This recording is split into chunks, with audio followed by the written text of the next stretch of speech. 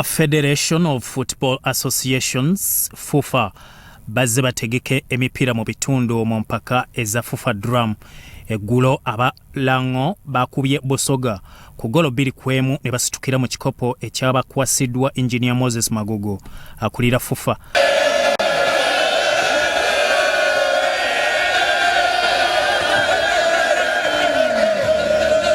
Abazanyi abakize mu balala nabo babawadde ebirabo ng'omupiira gwabadde lugogo ku MTN Philip Omondi Stadium.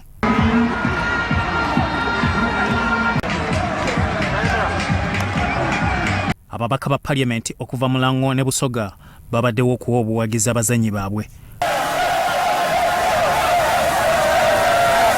Golo za Lango zatebeddwa Darius Ojok ne Emmanuel Obua ate Lawrence Tezicha n'atebe ya Busoga yokka.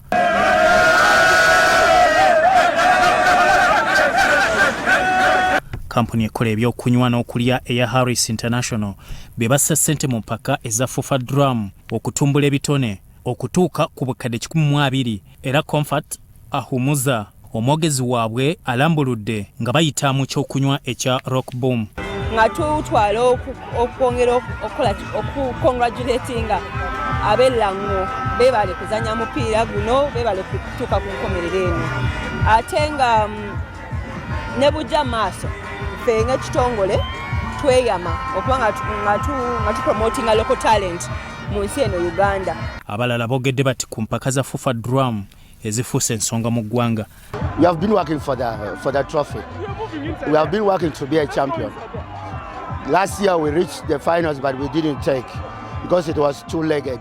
But this year it was one leg and we planned for it. We executed what we came to do. We knew if we execute what the game plan we came to do, we were going to be champion. And the players executed my game plan and we won. Byawandulu Bone ne Abel Chitaka Sorot TV Omunyo.